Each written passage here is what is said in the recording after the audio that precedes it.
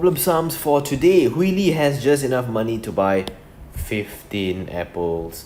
If the price of each apple is reduced by 20 cents, she will be able to buy another 6 apples with the same amount of money. What is the original price of each apple? Now, to do this question, we must realize that if the price of each apple is reduced by 20 cents, we will have some extra money from the 15 apples.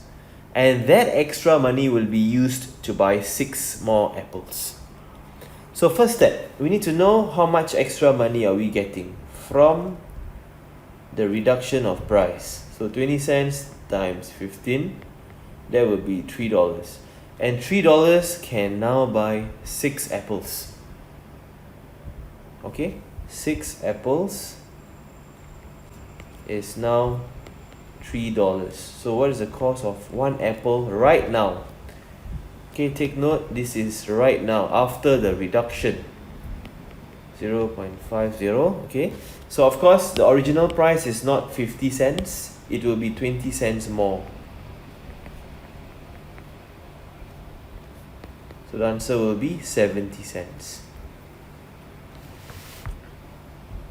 Okay, so just as a quick check to see whether our answer is correct, amount of money this person will have, okay, will actually be 15 times 70 cents.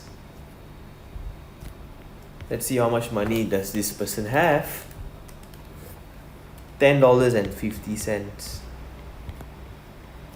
Now, if you reduce the price to 50 cents, this person can buy 6 more apples, which means the new number of apples is 15 plus 6, that is 21. And 21 multiplied by the new pricing, is it still 10.50? Yes, it is. Alright, so we know that the original price is not 50 cents, it is actually 70 cents. Answer is correct.